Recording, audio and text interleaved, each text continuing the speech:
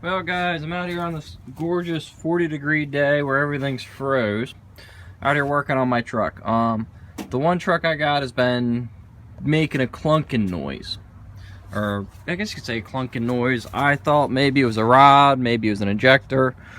So I went through, I pulled all the injectors out to check them. And none of them really seemed to have anything screwed up. So I pulled the oil pan to check the connecting rods, looking for a spun bearing, something like that. Now I've gone through and pulled the starter out when I was looking, and I realized that there is metal flake where the starter goes. So then I took a light in the mirror and was looking down in the starter hole down yonder, and found that there was a torque converter bolt loose. So I got to pull an inspection plate off on this side. Over here there's one down there back under the turbo, back by the there's a cooler back there. So so I got to pull that plate off and tighten the bolts, and hopefully that will fix the noise I heard, the knock, I guess you could say.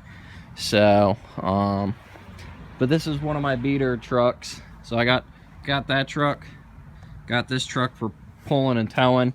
That guy there is a 2-wheel drive, 5-speed with 12 valve. This is a 4x4 with a automatic and a 24 valve. So, but that might have solved my mystery knock. So, not the cleanest truck. It does have some issues, but it's good for doing what I need to do and helping friends out when they get stuck and stuff like that. They call me up usually, so I'll come get them. But I think that might have solved my knock. I will let you guys know. I'll probably have it all in the same video, to be honest with you, because I'm going to wait to post it up until I get that figured out. So this truck's been through a lot with me. I bought it and was driving it on a back road and had a tree branch come down, hit the hood, the grill, the push bar, and the fender. Did a bunch of damage to it. Insurance company totaled it out. I fixed it, and you know, keeping it for now. So, and it is a true sport truck.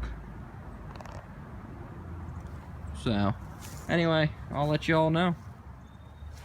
Now with the knock, I'll tell you guys a little bit about the knock. It was pronounced at idle. Okay, I could hear it a lot. When I sped the engine up though, it would go away at, I don't know, 14, 1500. It would get less. It wouldn't be as loud, which was weird. I guess just because of how quick it was hitting. I really don't know.